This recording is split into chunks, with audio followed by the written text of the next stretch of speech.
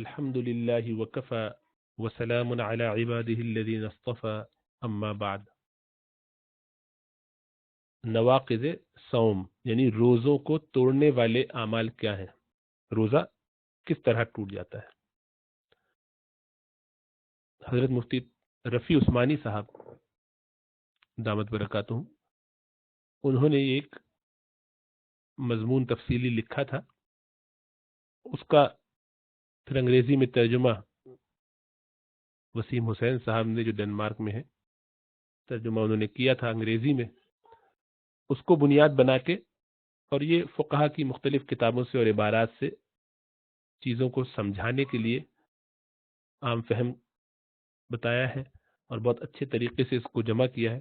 تو میں نے اس سے کچھ سلائیڈز بنا کے یہ سوچا کہ بجائے اس کے کہ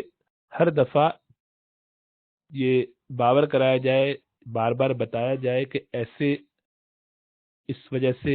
وضو ٹوٹ جاتا ہے، اس چیز سے روزہ ٹوٹ جاتا ہے اور اس سے نہیں ٹوٹتا، بلکہ یہ کیا جائے کہ وہ اصول اگر سامنے آ جائے تو بہت سارے لوگوں کو خود ہی بہت ساری چیزیں سمجھ میں آنے لگیں گی کہ اس کو ہم کیوں کہتے ہیں کہ اس سے یہ روزہ ٹوٹتا ہے۔ اور بہت سے لوگ اس میں ان کی رائے مختلف ہے تو ان کا اصول مختلف ہوگا۔ تو احناف کا جو اصول ہے اس حوالے سے وہ اگر آپ کی سمجھ میں آ جائے تو انشاءاللہ تعالیٰ اس سے بات سمجھنا بہت آسان ہو جائے گی۔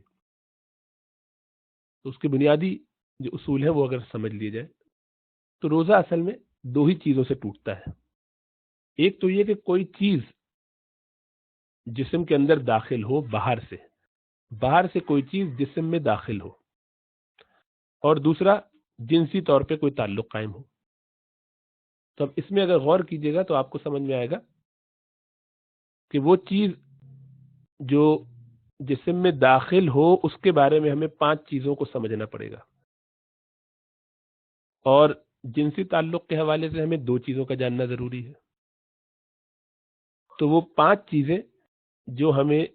کسی چیز کے جسم میں داخل ہونے کے لیے جاننا ضروری ہے، ان میں پہلی چیز یہ کہ وہ چیز کیا ہو، کس چیز کو ہم کہہ رہے ہیں کہ یہ اب اس قابل ہے، تو اس کو ہم کیسے، اس کی تعریف کیا کریں گے، وہ کون سی چیز ہو، کیسی ہو، اس کے بارے میں کوئی متعین بات ہونی چاہیے۔ پھر یہ کہ وہ کہاں پہنچے، جسم میں داخل ہو تو کہاں داخل ہو، کہیں پہ بھی داخل ہو جائے، کسی خاص جگہ داخل ہو تو کہاں، اور یہ کہ داخل ہو تو کس جگہ سے داخل ہو، یا کہیں سے بھی داخل ہو جائے جسم میں، یا کچھ خاص جگہیں ہیں جہاں سے داخل ہو، اور پھر یہ کہ داخل ہونے کے بعد اگر کوئی چیز داخل ہو اور باہر بھی آ جائے واپس، یا وقتی طور پر داخل ہو اور وہاں ٹھہرے نہیں، تو کیسے فرق پڑے گا، اور آخر میں یہ کہ اگر کسی کا عذر ہو تب، کسی کی مجبوری ہو پھر، تو وہ کون سی چیزیں ہیں کہ جو مجبوری ہیں، عذر ہے، اور کون سی نہیں ہے۔ تو یہ 5 چیزیں جب ہمیں کسی چیز کے بارے میں پتہ چل جائے گی تو ہمیں خود ہی مسئلہ سمجھ میں آ جائے گا کہ اس سے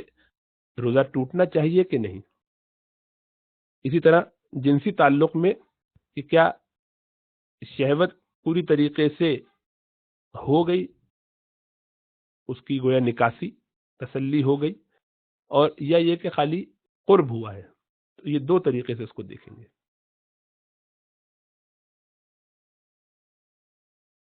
تو وہ چیز جس سے روزہ ٹوٹتا ہے، جو جسم میں داخل ہونی چاہیے، وہ ایک جسم رکھتی ہو۔ اصول اس کا یہ ہے کہ اس کو دیکھا جا سکتا ہو، یعنی آنکھ سے دیکھا جا سکتا ہو، اس کا کوئی جسم ہو۔ آنکھ سے اگر دیکھا نہیں جا سکتا اس کو تو پھر وہ مفطرات میں سے نہیں ہوگی، مفسدات میں سے نہیں ہوگی، یعنی روزے کو توڑنے والی چیز نہیں ہے۔ تو نمبر 1 کہ وہ آنکھوں سے دیکھی جا سکتی ہو، اس کا جسم ہو، بھلے وہ بڑا ہو یا چھوٹا ہو، گوشت کا ٹکڑا بھی اور دھواں بھی جو دیکھا جا سکتا ہے، اس کے ذرات سائز سے، اس کے حجم سے کوئی فرق نہیں پڑتا، جتنا بھی بڑا ہو یا جتنا بھی چھوٹا ہو، بشرطے کہ نظر آئے۔ اگر نظر آ جائے اس کا جسم ہے اور نظر آ رہا ہے، اب نظر آ رہا ہے دھواں، لیکن دھوئیں کے اندر جو ذرات ہیں ان کی بات ہو رہی ہے، وہ ہمیں اس کا جسم بھی ہے اور ذرات جو ہیں وہ نظر آ رہے ہیں۔ جبکہ کبھی کبھی ایسا ہوگا کہ آپ نے ایک ایسے ہی ایک اسپرے کیا، اس میں ایک ہلکا سا بھاپ جیسا لگا لیکن کوئی ذرہ نہیں تھا. اگر تو وہ ذرہ ہے اور وہ آپ کو نظر آ رہا ہے، اس کا کوئی شکل، رنگ، کچھ بھی، تب تو وہ ان چیزوں میں شامل ہے. اور اگر نہیں ہے اس کا کوئی جسم تو پھر وہ اس میں شامل نہیں ہے، بھلے چھوٹا ہو یا بڑا ہو، لیکن اس کا کوئی جسم ہونا چاہیے اور ہمیں نظر آنا چاہیے. اب اس چیز کی غذائی کوئی اہمیت ہے کہ نہیں، یعنی اس کے کھانے سے کوئی طاقت آئے گی کہ نہیں آئے گی، اس سے کوئی فرق نہیں پڑتا. اس سے کوئی علاج کے طور پہ استعمال کیا جا سکتا ہے، کوئی فرق نہیں پڑتا. وہ بالکل مٹی ہو، بھلے مٹی کا ذرہ ہی کیوں نہ ہو، کاغذ کا ٹکڑا ہی کیوں نہ ہو، جسم بھی ہے، نظر بھی آ رہا ہے، اور اس کی کوئی غذائی اہمیت نہیں ہے. اسی طریقے سے وہ یعنی سخت ہو، مائع ہو یعنی لکوڈ ہو، اس سے بھی کوئی فرق نہیں پڑتا، کچھ بھی ہو سکتا ہے. پانی کی طرح اس کی چیز بہنے والی ہو یا کھانے والی سالڈ چیز ہو، وہ پگھلتی ہو یا نہ پگھلتی ہو، تو ان میں سے کسی چیز سے فرق نہیں پڑتا، بس صرف یہ کہ اس کا کوئی جسم ہونا چاہیے اور نظر آنی چاہیے، بس. تو اب منہ میں ایسا محسوس ہوا کچھ ذائقہ جیسا، سحری کے وقت میں کچھ کھایا تھا، اس کے بعد کلی وغیرہ کر لی اچھی طریقے سے، اب منہ میں کوئی ذرہ نہیں ہے لیکن ایک ذائقہ محسوس ہو رہا ہے، ایک احساس ہو رہا ہے کہ جیسے کچھ ہے. تو اس سے کوئی فرق نہیں پڑتا، بشرطے کہ اس کا کوئی جسم نہ ہو. اسی طرح کوئی چیز سونگھی، سونگنے کی وجہ سے راستے میں سے جا رہے تھے، کہیں سے بڑی خوشبو آئی، تو اب ایسا محسوس ہوا کہ جیسے کوئی خوشبو ناک میں گئی ہے، تو لیکن اس کا کوئی جسم نہیں پتہ چلا. تو کیونکہ جسم نہیں ہے اور نظر نہیں آ رہا، تو یہ بھی روزہ توڑنے والی چیز نہیں ہوگی. تو اصول کیا ہوا کہ ایسی کوئی چیز جو جسم میں داخل ہو، وہ جسم رکھتی ہو، اس کا اپنا بھی حجم ہو، اس کا اپنا بھی کوئی سائز ہو، اور وہ دیکھی بھی جا سکتی ہو، اور وہ اگر جسم میں داخل ہوگی تو توڑ دے گی روزہ، اور اگر اس کا جسم نہیں ہے اور جسم میں داخل بھی ہو جائے تب بھی نہیں توڑے گی روزہ. پہلی بات تو یہ ہو گئی کہ اس کا جسم ہونا چاہیے اور نظر آنی چاہیے. دوسری بات یہ کہ وہ کہاں پہنچے، اس کو ڈائجسٹو سسٹم یعنی نظام ہاضمہ جو ہمارا ہے اس میں کہیں پہنچنا ہے. اور نظام ہاضمہ میں ہمارے ہاں جو چیزیں ہیں کیا ہے، حلق ہے، یعنی غذائی نالی سے حلق جو کنیکٹڈ ہے، وہ میدا ہے، پیٹ اور آنتیں. تو ان میں سے کسی بھی جگہ پر وہ چیز پہنچ جائے، اب ان کے علاوہ سے پہنچے، ان کے علاوہ کسی اور جگہ پہنچ جائے تو اس کے بارے میں کیا ہے. مثلا کھال کے نیچے کوئی چیز رکھ دی، یا انگلی میں کوئی چیز رکھ دی، اسی طرح پٹھوں میں کسی نے کوئی چیز ڈال دی، تو اب دیکھیے ہے اس کا جسم اور نظر بھی آ رہا ہے، لیکن وہ میدے میں نہیں پہنچا، یا حلق میں نہیں پہنچی، یا آنتوں میں نہیں پہنچی، تو نظام ہاضمہ میں چونکہ نہیں آیا تو اب بھی یہ روزہ توڑنے والی چیز نہیں ہوگی. تو اصول کیا ہوا کہ وہ جو چیز ہے جس کا جسم ہے اور جو نظر آتی ہے، وہ باہر سے جسم میں داخل ہو لیکن کہیں پر بھی نہیں، جسم کے نظام ہاضمہ میں سے کہیں، یعنی حلق میں یا میدے میں یا آنتوں میں، ان کے علاوہ کہیں اور داخل ہو تو وہ روزہ نہیں توڑے گی. پھر تیسری بات کہ کہاں سے، وہ جگہ کہاں ہے، کدھر سے جائے، وہ انٹری پوائنٹ کیا ہونا چاہیے. تو وہ منہ ہے، منہ سے بھی کوئی چیز میدے میں جا سکتی ہے، ناک سے بھی جا سکتی ہے، جسم کے اندر داخل ہونے کے راستے، کان بھی ہو سکتا ہے، آنکھیں بھی ہو سکتی ہیں، مقعد یعنی پیچھے کا جو حصہ ہے وہ ہو سکتا ہے، اسی طرح شرمگاہ عورتوں کی ہو سکتی ہے، پیشاب کی جگہ ہو سکتی ہے، کوئی جسم میں سر میں زخم ہو جائے اس سے ہو سکتا ہے معاملہ. اسی طریقے سے میدے میں، پیٹ میں زبردست قسم کا کوئی زخم ہو جائے، خنجر لگ جائے اس سے، تو اب یہ ساری چیزیں ہیں جس سے جسم کے اندر کوئی چیز جا سکتی ہے. لیکن اب ہمیں یہ دیکھنا ہوگا، اسی طرح یہ جو جلد کے اوپر جو سوراخ ہوتے ہیں اس سے بھی چیزیں جذب ہو جاتی ہیں. تو اب یہ دیکھنا ہے کہ ان میں سے معدے سے کون کون سی چیزیں جڑی ہوئی ہیں، کیونکہ ہمیں تو دوا کو یا غذا کو یا کسی بھی چیز کو پہنچانا ہے جس کا جسم ہو، جو نظر آتی ہو، باہر سے جسم کے اندر، لیکن ہر جگہ نہیں، کہیں پہ بھی نہیں، بلکہ معدے میں یا آنتوں میں یا حلق میں. ان 3 جگہوں میں سے جو کہ نظام ہاضمہ کا سسٹم ہے، اس کے اندر اگر پہنچے گا تو معاملہ ہوگا.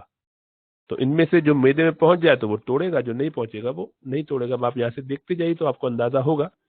کہ جو معدے میں جائے گا. منہ کے بارے میں کیا خیال ہے؟ منہ ظاہری بات ہے ڈائریکٹلی حلق سے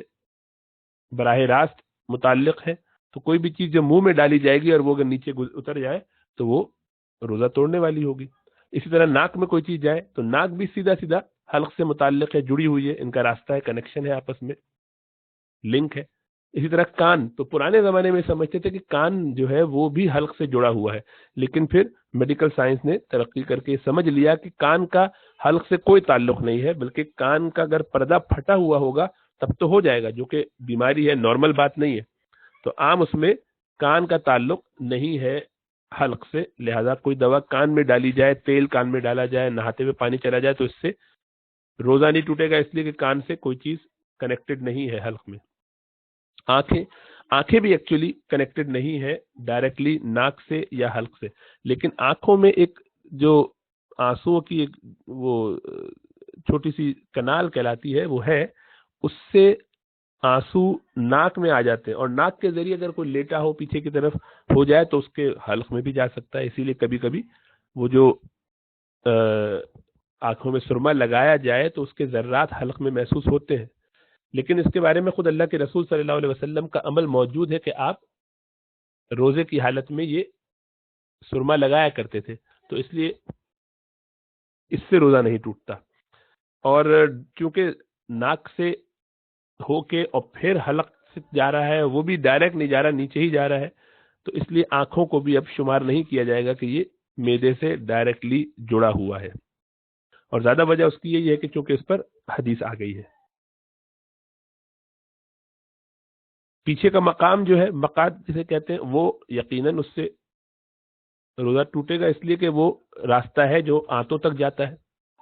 عورت کی شرمگاہ جو ہے اس کا معدے سے کوئی تعلق نہیں، پہلے سمجھا جاتا تھا لیکن اس کا کوئی تعلق نہیں، اسی لیے اس میں معائنہ کرنے سے یا دوا ڈالنے سے یا اس سے کوئی روزہ نہیں ٹوٹے گا. پیشاب کی جگہ جو ہے وہ سوراخ، اس سے کوئی تعلق نہیں ہے معدے کا، اس لیے وہاں سے بھی نہیں ٹوٹنا چاہیے اور نہیں ٹوٹے گا. اسی طرح سر میں پہلے زمانے میں یہ سمجھتے تھے قدیم حکما اور حکیم حضرات کے معدے کا ایک تعلق جو ہے وہ دماغ سے بھی ہے. وہ یہ سمجھتے تھے کہ دماغ جو پیچھے سے جڑ رہا ہے گردن کے ذریعے نیچے تک جا رہا ہے، تو گویا یہ وہ سوراخ ہے جو کہ پیٹ تک آ رہا ہے. حالانکہ یہ معلوم ہے اب کہ ایسا کوئی تعلق نہیں ہے، دماغ بالکل الگ حصے میں ہے، اور اس کا وہ بیک سائڈ پہ اسپائنل کارڈ جو جاتی بھی ہے تو وہ پوری اپنی ایک خاص جو ورٹیبریز ہیں، یعنی جو ہڈیاں ہیں چھوٹی چھوٹی سی موہرے کمر کے، ان میں رہتی ہیں، ان کا پیٹ سے کوئی تعلق نہیں ہے. تو اب یہ ہوا کہ سر پہ اگر کوئی چوٹ لگی ہو، ایسا زخم ہو کہ جو دماغ تک بھی پہنچ رہا ہو، تو اس سے معدے کا کوئی تعلق نہیں ہے. ہاں اگر وہ کوئی ایسا فریکچر وغیرہ ہو جائے، ہڈی وہاں سے ٹوٹے اور وہ پھر حلق تک جڑی ہوئی ہو جائے، یعنی ان کے درمیان کنیکشن بن جائے تو ایک الگ بات ہے، لیکن وہ نہیں ہوگا.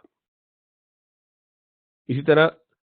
پیٹ میں اگر کسی کو کوئی خنجر لگ گیا، کوئی زخم، حادثہ ہو گیا اور پیٹ کھل گیا یا آپریشن ہوا تو ایسے پیٹ کھلا ہوا ہے، اس زخم کے ذریعے کوئی چیز اگر ڈالی جائے گی تو ظاہری بات ہے اس کا تعلق آنتوں سے ہوگا. اگر وہ آنتوں سے جڑی ہوئی ہے تو آنتوں سے ڈائریکٹ اس کا جڑنا ہو سکتا ہے. اسی طرح یہ جو مسامے ہوتے ہیں، یا یہ کہہ لیجیے کہ جو چھوٹے چھوٹے سوراخ جو ہوتے ہیں ہماری جلد پر، اسکن پہ، پورز جنہیں کہتے ہیں، ان سے دوائیں جذب ہو سکتی ہیں، پانی بھی جذب ہو سکتا ہے، مختلف چیزیں، لیکن اس سے معدے کا کوئی تعلق نہیں ہے، آنتوں کا یا حلق کا کوئی تعلق نہیں، اس لیے اس سے بھی کوئی چیز اگر چلی جائے تو وہ روزہ نہیں توڑے گی. تو اب کیا ہوا کہ صرف منہ، ناک، پیچھے کا مقام اور معدے میں کوئی، یعنی پیٹ میں اگر کوئی زخم ہو بڑا جو گہرا سا، جس سے تعلق بن جائے، ڈائریکٹ راستہ کھل جائے، تو ہے کہ یہ نظام ہاضمہ میں باہر سے کوئی چیز داخل ہو سکے گی. اور اگر ان چاروں کے علاوہ باقی جو چیزیں ہیں وہ روزہ توڑنے والی نہیں ہوگی. تو اب یہ ان جگہوں پر پہنچنا چاہیے. تو اب آپ خود ہی اندازہ کر سکتے ہیں کہ اگر کوئی شخص ناک سے کوئی چیز ڈالے، ناک میں تیل ڈالے، یا ناک میں جو ہے کوئی انہیلر اس کا جو ناک کا آتا ہے وہ ڈالے، الرجی کے انہیلر استعمال کیے جاتے ہیں، یا منہ سے ڈالے، تو اب ان کا جسم بھی ہے، وہ جو ہے ذرات اس میں سے نکلتے ہیں، اس کا جسم ہے باقاعدہ، اور وہ لکوڈ ہو یا سالڈ ہو ہے، اور وہ جا رہا ہے باہر سے منہ اور ناک کے ذریعے سے حلق میں، تو یقیناً اس کو روزہ توڑ دینا چاہیے. اسی لیے احناف کی رائے یہی ہے کہ اس سے روزہ ٹوٹ جاتا ہے. تو کان نہیں ہے، اس سے نہیں ٹوٹے گا. آنکھ میں کوئی ڈالنے سے نہیں ٹوٹے گا. شرمگاہ عورتوں کی اس سے نہیں ٹوٹے گا. پیشاب کی جگہ ہو اس سے بھی نہیں. سر میں کوئی زخم ہو تو اس سے بھی نہیں ٹوٹے گا. اور کھال سے بھی، جلد سے بھی کوئی چیز اگر جسم میں جائے تو اس سے نہیں ٹوٹے گا. خود ہی سمجھ میں آ گیا کہ اگر انجیکشن لگایا کسی نے مسل میں، پٹھوں میں، وینز میں، کولے میں، تو اس سے روزہ نہیں ٹوٹے گا، اس لیے کہ یہ پیٹ میں جا ہی نہیں رہی ہے کوئی چیز، اور ڈائریکٹ ان کا کوئی لنک نہیں ہے. اسی طرح آنکھوں میں کوئی ڈراپ ڈالے تب بھی نہیں.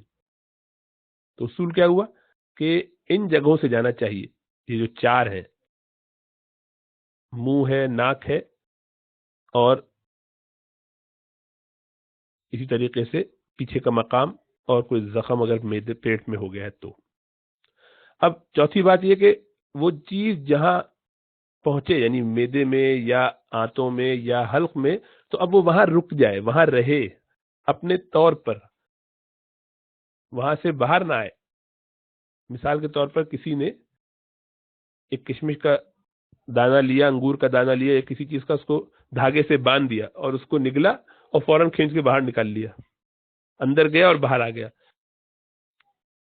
تو اس سے روزہ نہیں ٹوٹے گا. اس لیے کہ اس کو وہاں ٹھہرنا بھی چاہیے، اس کو وہاں قرار پکڑنا چاہیے، میدے میں یا آنتوں میں ٹھہر جانا چاہیے. تو چونکہ اس میں ایسا نہیں ہوا، اس لیے وہ چیز جو واپس نکال لی جائے گی اس سے روزہ نہیں ٹوٹے گا.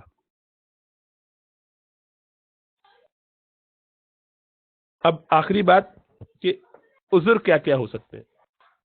آزار کیا کیا ہیں، کن کن بنیادوں پہ کہا جائے گا کہ بھئی اس کی مجبوری ہے. مثال کے طور پہ کوئی شخص بھول گیا، بھولے سے کھا لیا، اس کو یاد ہی نہیں تھا کہ اس کا روزہ ہے، تو یہ بھی ایک عذر ہے. کوئی چیز جو دانتوں میں تھی، روزہ ابھی شروع نہیں ہوا، ابھی سحری کر رہے ہیں، ابھی اذان نہیں ہوئی، ابھی یہ وقت صبح صادق کا نہیں ہوا ہے، اس وقت کھاتے پیتے میں جو کچھ حصہ تھا تو دانتوں کے درمیان کچھ رہ گیا، اس کا کیا کیا جائے. یا کوئی بہت ہی چھوٹی چیز ہے جو چلی جائے، یا کوئی ایسی چیز ہے کہ جس کو آپ روک ہی نہیں سکتے، اس میں کیا کریں، جو مجبوری ہے. تو ان کو دیکھتے ہیں. سب سے پہلی چیز ہے بھول جانے سے کوئی کھا لے. اس کے بارے میں اللہ کے رسول صلی اللہ علیہ وسلم نے فرما دیا صاف کہ بھولے سے اگر کوئی کھا لیتا ہے تو اس سے روزہ نہیں ٹوٹتا، خواہ وہ پیٹ بھر کے کھا لے، خواہ اس کو تھوڑا سا کھانے کا موقع ملے، کوئی فرق نہیں پڑتا. اور یہ بھی ہو سکتا ہے کہ اس کے کھانے سے اس کو فائدہ ہوا ہو یا نہ فائدہ ہو. مثلا اس نے ایک گھونٹ چیز کوئی پی ہے، لیکن اس کو زیادہ کمزوری جو تھی وہ بہتر بھی نہیں ہوئی، اور ایسا کوئی پیٹ بھی نہیں بھرا، اس سے بھی کوئی فرق نہیں پڑتا. ایک ذرہ بھی گیا، ایک قطرہ بھی گیا، یا بہت زیادہ چلا گیا، کھایا اور بالکل ہی توانا ہو گیا، صحت بالکل ٹھیک ہو گئی، بالکل پتہ نہیں چل رہا کہ روزہ رکھا ہے، پیٹ فل بھر گیا، اور اس کے بعد یاد آیا، اس سے بھی روزہ نہیں ٹوٹے گا، ایز لانگ ایز یہاں تک کہ اس کو یہ یاد نہ رہا کہ اس کا روزہ تھا. اس میں لیکن اصول یہ ہے کہ اگر کوئی اور دیکھ رہا ہو اور دیکھے کہ جو بندہ روزہ بھول گیا اور کھا رہا ہے، تو اس کو یاد دلائے، اس صورت میں جبکہ وہ توانا ہو، تندرست ہو، طاقتور ہو، جوان ہٹا کٹا انسان ہے، اس کو یاد دلا دینا چاہیے، بلکہ واجب ہے اس کو یاد دلانا. جبکہ کمزور ہے، بوڑھا ہے، بالکل بیمار آدمی ہے، لاغر سا کوئی، اور اس کو اگر موقع ایسا ہوا ہے تو سمجھے کہ اللہ نے اس کے لیے بندوبست کیا ہوگا، بہت کمزوری تھی، کھا لیا اس نے، اس کو تھوڑی سی تسلی ہو جائے گی، تو اس کو نہ روکے، اس کو نہ بتائے، بلکہ وہاں سے چلا جائے تاکہ اس کو پتہ نہ چلے. تو غلطی سے کھانا الگ بات ہے، اور بھولے سے کھانا یہ الگ بات ہے. تو غلطی سے کوئی کام کرنا الگ ہوتا ہے، اس میں بھی آتے ہیں، لیکن بھول کے کھانے سے روزہ نہیں ٹوٹتا۔ اچھا، دوسری بات تھی کہ کوئی چیز دانتوں کے درمیان رہ گئی، اس کا کیا کیا جائے؟ دانتوں کے درمیان کچھ رہ گیا تو اس میں دیکھا جائے گا کہ اس کا سائز کیا ہے۔ اگر وہ چنے کے دانے سے چھوٹا ہے، دانتوں کے درمیان پھنسا ہوا تھا، تو اس کو اگر اندر ہی اندر وہ زبان سے ایسے کر کے نکال لیا اور نکل گیا اور وہ اندر چلا گیا، نگل لیا اس کو، تو اس سے روزہ نہیں ٹوٹے گا اگر وہ چنے کے دانے سے چھوٹا ہے۔ چنے کے دانے کے برابر ہے یا اس سے بڑا ہے اور اس کو اگر نکالا ہے، یعنی دانتوں کے درمیان سے زبان کے ذریعے یا انگلی سے یا کسی طرح سے بھی، اور وہ پھر نکل کے خود بخود یا نکل گیا ہے اور اس کو پھر نگل لیا، تو چنے سے بڑا تھا، تو اب اس سے روزہ ٹوٹ جائے گا۔ اب یہ تو تھا کہ اندر ہی اندر موجود ہے، منہ میں موجود تھی پہلے سے کوئی چیز۔ اب باہر سے کوئی چیز جو باہر سے جا رہی ہے، اس میں یہ ہے کہ تل کے برابر ہے کہ نہیں۔ تو تل کے برابر کا کوئی چیز ہے بہت چھوٹی سی، تو اس میں یہ دیکھا جائے گا کہ اس کا جو غلطی سے چلا گیا ہے، تو اس کو اگر چبایا جائے تو کوئی ذائقہ محسوس ہوتا ہے باہر سے؟ تل کے برابر اس کے حجم کے برابر کوئی چیز ہی چلے گی، چھوٹا سا ذرہ، تو اگر اس کو لگے کہ چبایا جائے تو اس سے ذائقہ محسوس ہوا، تو اس سے روزہ ٹوٹ جائے گا۔ اگر اس کا ذائقہ محسوس نہیں ہوا حلق میں، تو اس کا مطلب ہے کہ وہ یعنی وہ کہیں غائب ہو گیا، ایسے ہی جیسے کہ پتہ ہی نہیں چلا کہ کہاں گیا، اور بہت چھوٹا سا تل کے برابر تھا، تو اس سے روزہ نہیں ٹوٹے گا۔ اور اگر اس کا ذائقہ پتہ چلے گا تو ٹوٹ جائے گا۔ تو بہت سی چیزیں ایسی ہیں کہ جو آپ جس سے آپ بچ ہی نہیں سکتے۔ تو اب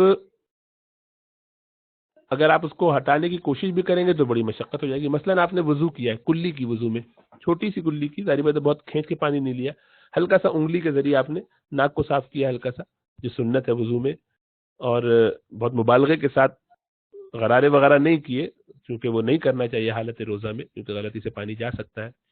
تو ایسی سامنے کلی کی اور اس کو پانی پھینک دیا، لیکن جو تھوڑا بہت پانی کا قطرہ ہے وہ تو منہ کے اندر، زبان پہ، اس کی چھت پہ، اس کی سائڈز پہ، کناروں پر کہیں نہ کہیں لگے گا،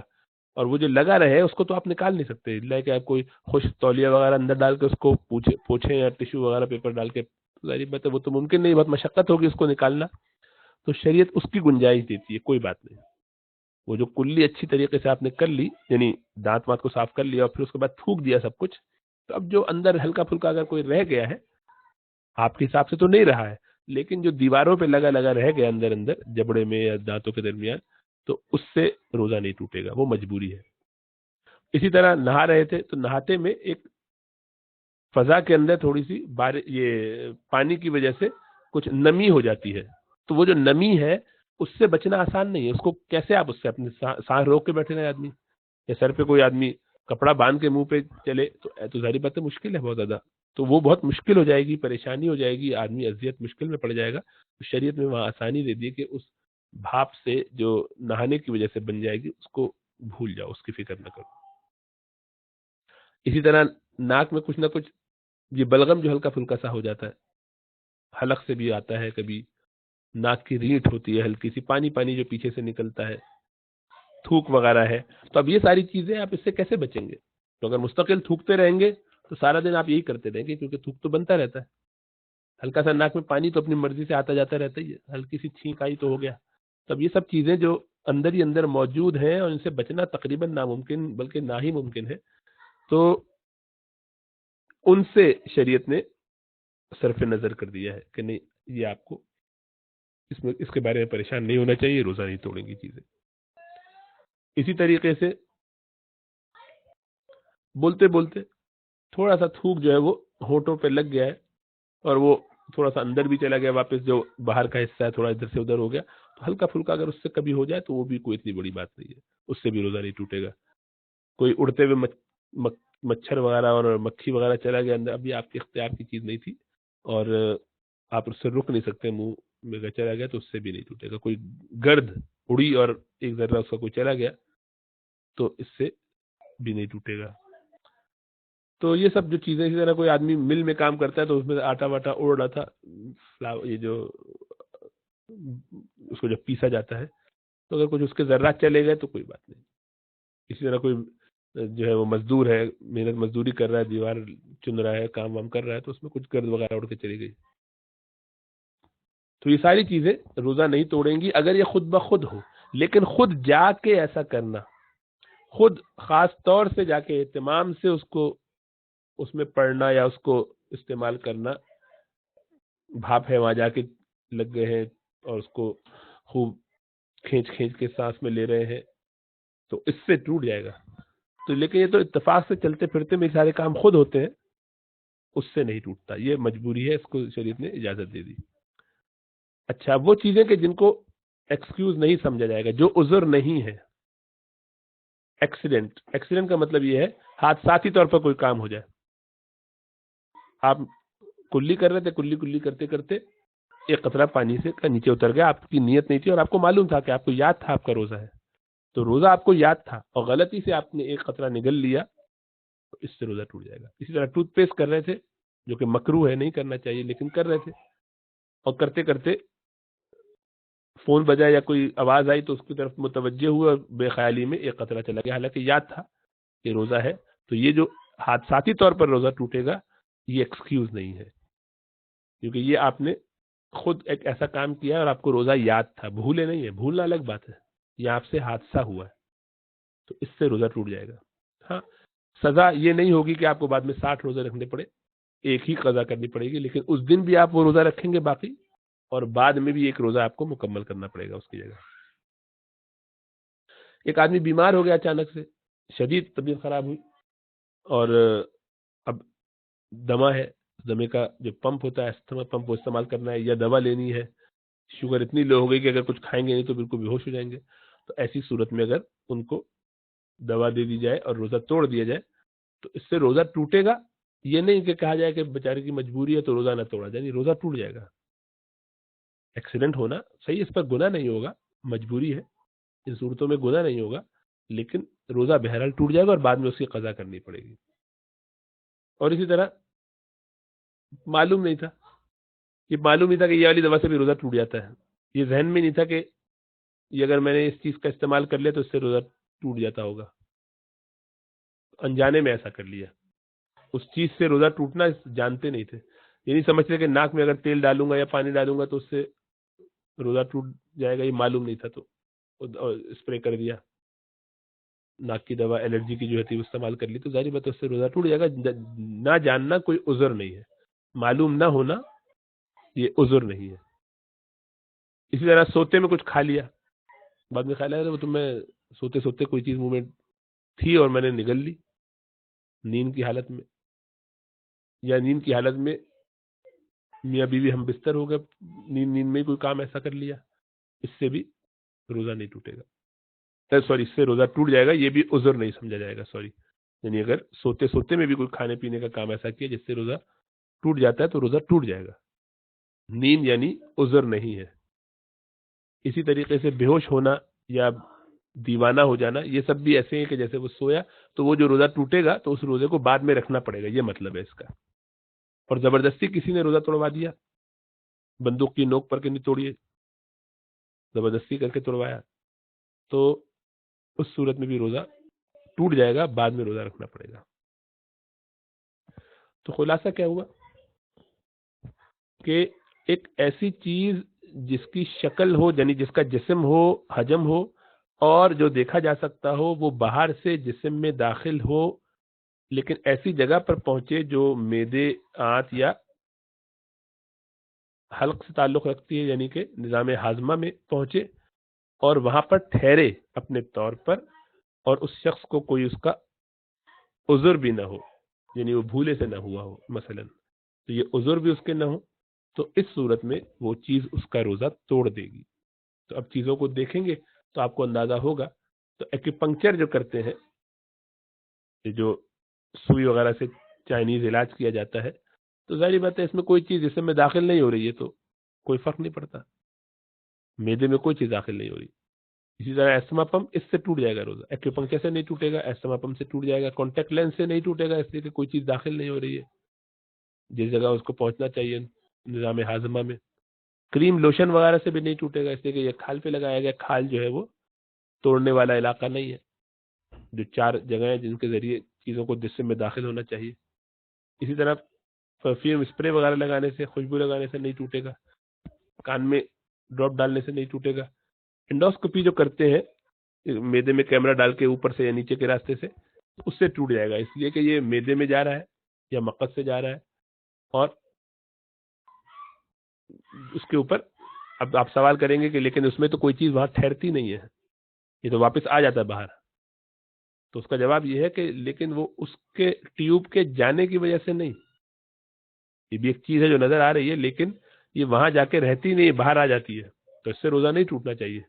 لیکن وہ اس کی وجہ سے نہیں ٹوٹتا، وہ اس اسپرے کی وجہ سے ٹوٹتا ہے کہ جو اس کے ڈالنے کے لیے استعمال کرتے ہیں، لوبریکنٹ، اس کو ذرا چکنا کرنے کے لیے تاکہ وہ جب جائے تو خراش اور زخم نہ کرے. اور اسی طرح سے حلق وغیرہ میں بھی اسپرے کیا جاتا ہے تاکہ وہ سن ہو جائے اور اس کی اذیت اور تکلیف کم ہو جائے. تو اس وجہ سے اس کو بھی انڈوسکوپی وغیرہ روزہ توڑیں گی، خود اپنی وجہ سے نہیں بلکہ ان کے ساتھ جو کوئی لوبریکنٹ موئسچرائزر ڈالا جاتا ہے اس کی وجہ سے اسپرے جو کیا جاتا ہے اس کی وجہ سے ٹوٹے گا. خون لینے سے روزہ نہیں ٹوٹے گا، خواہ وہ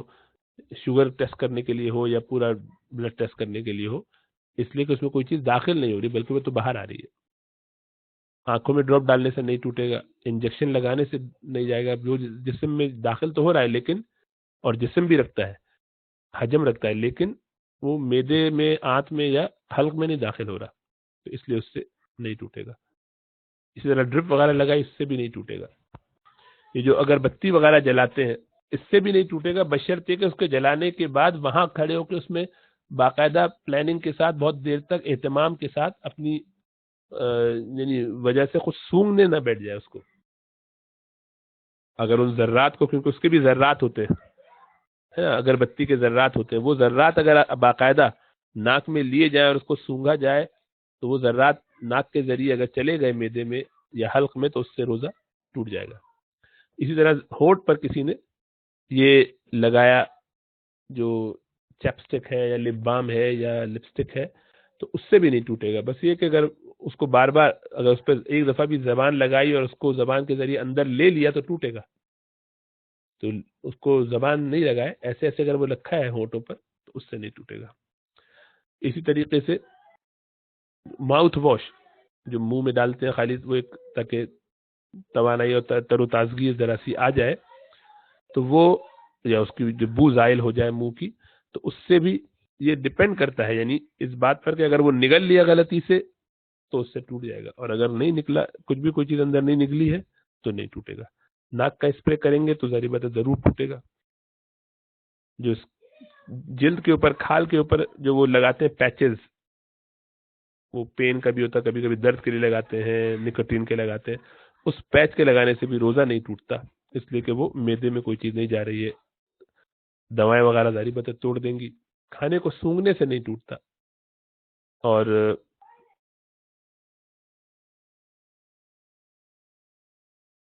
کیونکہ کوئی چیز اس سے اندر داخل نہیں ہو رہی. اب وہ اسٹیم وغیرہ ہے اس میں تو اس سے بچنا چاہیے. جو بھاپ ہے بھاپ سے ٹوٹ جائے گا، تو اس بھاپ کو باقاعدہ جا کے خوب دیر دیر تک سونگتے رہنا ہے اس میں، یہ اس سے ٹوٹ سکتا ہے. خوشبو سے نہیں ٹوٹتا، اس لیے کہ کوئی اس کا جسم بظاہر نہیں ہوتا. سگریٹ سے ٹوٹ جائے گا، اس کا جسم بھی ہے، ذرات ہیں. اور اسی طریقے سے وہ جو پیچھے کے مقام میں دوا ڈالی جاتی ہے قبض وغیرہ کے لیے اور بیماریوں کے لیے، تو اس سے بھی ٹوٹ جائے گا، اس لیے کہ اس کا آنتوں سے تعلق ہے. ٹوتھ پیسٹ سے وہی، یہ اس پر اس کا مدار ہے کہ کیا وہ اندر نگل لیا گیا ہے کہ نہیں. اگر ہلکا سا بھی ذرہ نگل لیا تو وہ گیا، روزہ ٹوٹ جائے گا، ورنہ نہیں. خواتین کا جو امتحان معائنہ وغیرہ کیا جاتا ہے اس سے نہیں ٹوٹے گا، اس لیے کہ اس کا میرے سے کوئی تعلق نہیں. اب یہ تو ایک چیز تھی کہ 5 صورتیں ان کی ہو گئیں، ان سے آپ کو اندازہ ہو گیا کس چیز سے ٹوٹے گا کس چیز سے نہیں. اب دوسری چیز جو ہے جنسی تعلق جو قائم کیا جاتا ہے اس کے نتیجے میں، تو ایک آدمی یا عورت کو جب بہت شہوت بھڑک رہی ہو اور کسی بھی اس کی وجہ سے جو اس کو اطمینان ہو جاتا ہے ریلیز ہونے کے بعد، یعنی وہ ریلیوڈ ہو جائے، یعنی اس کا مادہ منویہ نکل جائے اس کے جسم سے، وہ جو خروج ہو جائے گا، تو وہ جو اب اس کا عضو ڈھیلا پڑ جائے یا اس کی جو تسلی ہو جائے، تو وہ یعنی 2 صورتوں میں ہو سکتا ہے. یا تو اس کا مرد کے لیے یہ ہے کہ مرد اور عورت میاں بیوی کا آپس میں جو تعلق ہے وہ قائم ہوا، اور اس طور پر قائم ہوا کہ جس کو ہم مباشرت کہتے ہیں عام طور پر، لیکن وہ اصل میں وطی ہو، تو اس سے ہمیشہ وطی اگر ہو اور اس صورت میں انزال ہو جائے تو روزہ ٹوٹ جائے گا ہر حالت میں۔ اب اس سے کوئی فرق نہیں پڑتا کہ اس نے یعنی مجبوری میں کیا یا اس کو جو ہے وہ اس میں کوئی شہوت تھی بھی کہ نہیں تھی، بس ایک کام ہو گیا، کوئی تسلی نہیں، لیکن ٹوٹ جائے گا۔ یعنی جماع کی صورت میں انزال ہوگا تو ٹوٹ جائے گا۔ اس کے برعکس انزال تو ہوا لیکن ایسے ہی ہو گیا، تو اب اس میں یہ دیکھا جائے گا کہ کیا اس اپنے عضو کو ہاتھ لگانے سے، کسی چیز کو یا کچھ بھی چھونے سے ہوا ہے، یا بغیر چھوئے عضو مخصوص کو مس کیے بغیر، چھوئے بغیر، خود بخود خالی دیکھنے سے کسی چیز کو نظر پڑ گئی کسی چیز پر، یا بیوی پہ نظر پڑ گئی اور شہوت کا غلبہ ہوا اور اس سے انزال ہو گیا، یا سو رہا تھا سوتے میں اس کو انزال ہو گیا، احتلام جسے کہتے ہیں، تو اس سے نہیں ٹوٹے گا روزہ۔ جبکہ اگر اس کو کوئی چیز مس کی ہے، مرد و زن کے درمیان، میاں بیوی کے درمیان قربت ہوئی ہے، جسم ٹچ ہوا ہے، اگرچہ وہ دخول نہیں ہوا، انٹر کورس نہیں ہوا، لیکن باہر سے اعضاء مخصوصہ کا جو ہے وہ آپس میں ملنا جلنا رہا ہو اور اس دوران میں انزال ہو گیا، تو اس سے روزہ ٹوٹ جائے گا روزے کی حالت میں اگر ایسا کیا تو۔ وہ تو انزال کی صورت ہے، لیکن اب انزال نہیں ہوا، خالی بس قربت ہے، ساتھ لیٹے ہوئے ہیں، بات چیت کر رہے ہیں، تو اس میں خیالات آ رہے ہیں، بات چیت دیکھ رہے ہیں ایک دوسرے کو، یا یہ کہ اب اس میں کوئی انزال نہیں ہوا، یعنی کوئی ایجیکولیشن نہیں ہوئی، کچھ نکل نہیں رہا ہے، بس وہ اندر ہی اندر ایک خیال، بات چیت کر رہے ہیں، ٹچ کر رہے ہیں، اور اسی طریقے سے جو شہوت کے وجہ سے انتشار اعلیٰ بھی ہوا ہو، تو ان سب سے روزہ نہیں ٹوٹے گا۔ اور بوسہ لینے سے روزہ صرف اس صورت میں ٹوٹے گا جبکہ جو تھوک وغیرہ ہے ایک دوسرے کا ایکسچینج ہو گیا ہو، تو ظاہری بات ہے ایسی صورت میں جس میں تھوک یہاں سے وہاں چلا جائے گا میاں بیوی کا، تو ظاہری بات ہے اس سے روزہ ٹوٹے گا۔ اس کے علاوہ کسی بھی صورت میں روزہ نہیں ٹوٹے گا، پورے جسم میں کہیں اور بھی اگر کوئی بوسہ لیتا ہو تو اس سے روزہ نہیں ٹوٹے گا، بشرطیکہ کوئی نجاست اور گندگی وغیرہ یہ نہ لگی ہو اور آپس میں اس کو ایکسچینج نہ کیا جا رہا ہو۔ بہرحال وہ غیر مناسب کام ہے جس سے بچنا چاہیے۔ آج کل لوگ ان چکروں میں بہت پڑتے ہیں اور دوسروں کی غیروں کی نقالی کر کے یہ سب کام کرنا مناسب نہیں ہے۔ اب اس میں دو اور چیزیں رہ گئیں، ایک جو متلی ہوتی ہے، قے جسے کہتے ہیں، الٹی۔ تو قے میں کیا ہے کہ اگر جان بوجھ کے قے کی ہے تو یہ دیکھا جائے گا کہ جان بوجھ کے کی جانے والی قے، یعنی انگلی ڈال کے یا کسی طرح اپنے آپ کو قے کروائی ہے، تو اس میں منہ اگر بھر کے ہے تو اس سے ٹوٹے گا، اور منہ بھر کے نہیں ہے تو اس سے نہیں ٹوٹے گا۔ کیسے پتہ چلے گا منہ بھر کے ہے؟ یہ ایسے پتہ چلے گا کہ منہ بند کیا تھا اور الٹی ہوئی، قے ہوئی، اور منہ بند نہیں رکھ سکا، کھولنا پڑا، اتنا پریشر تھا، اتنا زیادہ مواد نکلا کہ وہ منہ کھولنا پڑا، تو اس صورت میں روزہ ٹوٹے گا۔ اور اس کی وجہ اصل میں تو یہ ہے کہ باہر آ رہا ہے، تو اس سے تو روزہ نہیں ٹوٹنا چاہیے، اصول تو یہ ہے کہ اندر جانا چاہیے، تو اس سے کیوں ٹوٹ رہا ہے؟ اس لیے ٹوٹ رہا ہے کہ جب بھی ایسا ہوگا کہ منہ بھر کے آئے اور منہ، تو ایسی صورت میں منہ آپ بند کرنا چاہتے تھے، کر نہیں پائے، کھولنا پڑ گیا اور سب کچھ باہر نکل رہا ہے، تو اس میں کچھ چیزیں پیچھے بھی چلی جاتی ہیں، تو کچھ حصہ اس کا واپس بھی چلا جاتا ہے، اس کو روکنا آسان نہیں ہے۔ تو چونکہ اس کا بہت زیادہ قوی گمان ہے، قوی اندیشہ ہے، اسی لیے روزہ ٹوٹے گا کہ جو الٹی باہر آئی ہے، جو وومیٹس ہے، جو مواد نکل رہا ہے، وہ اتنا زیادہ ہے کہ اس کے لیے منہ کھل گیا اور باہر گر رہا ہے وہ، لیکن کچھ حصہ اس کا واپس بھی چلا جائے گا۔ تو ایک چیز جو باہر کی طرف آئی اور پھر واپس چلی گئی، کیونکہ منہ کا یہ جو اوپر کا حصہ ہے نا، حلق سے پہلے تک کا حصہ، یہ باہر کا حصہ ہے، اور حلق سے نیچے کا حصہ اندر اندر کا ہے، تو جو باہر سے حصہ ہو کر واپس چلا جائے گا اس کا پتہ نہیں چلے گا کہ کہاں سے کون آ کے کیا چلا گیا۔ اسی لیے جب منہ بھر کے ہوگی تو اس سے روزہ ٹوٹ جائے گا، اس سے کم ہوگی تو نہیں ٹوٹے گا، اور اگر خود ہی ہوئی ہے الٹی تو وہ آپ کے اختیار کی نہیں، خود بخود ہوگی تو اس سے روزہ نہیں ٹوٹتا۔ اور اس میں بھی یہی شرط ہے کہ اگر خود ہو رہی ہے اور آپ اس میں سے کچھ حصہ واپس بھی لے لیتے ہیں تو الگ بات ہے. تو اگر واپس کریں گے تب ٹوٹے گا، اور منہ بھر کے اگر ہو گیا، جان بوجھ کے کیا ہے، تو ٹوٹے گا. اور اس صورت میں بھی لیکن یہ ہے کہ اگر روزہ ٹوٹے گا بھی تو ایک قضا ہی رکھنی پڑے گی، کفارہ نہیں ہوگا کہ 60 روزے رکھنے پڑ جائیں. اور آخری چیز حجامہ، اس سے بعضوں کے نزدیک روزہ ٹوٹتا ہے، امام شافعی وغیرہ کے ہاں، لیکن احناف کے ایسے روزہ نہیں ٹوٹتا. اور وجہ اس کی بھی یہی ہے کہ حجامہ کرنے سے کچھ آپ جسم میں داخل نہیں کر رہے بلکہ نکل رہا ہے کچھ، جیسے کہ ایکوپنکچر سے نہیں ٹوٹتا، خون لینے سے نہیں ٹوٹتا، حجامہ بھی خون لیا جاتا ہے. امام شافعی وغیرہ کے یہاں رحمۃ اللہ علیہ جو، یا امام احمد وغیرہ کے یہاں رحمۃ اللہ علیہ یہ جو بات ہے کہ اس سے ٹوٹ جاتا ہے، وہ ایک حدیث کی بنیاد پر کہ آپ نے فرمایا صلی اللہ علیہ وسلم افطر الحاج والمحجوم، کہ روزہ توڑ لیا، روزہ جس نے پچھنا لگوایا یا لگایا، تو جس کو لگایا گیا اس کا بھی ٹوٹا اور جس نے لگایا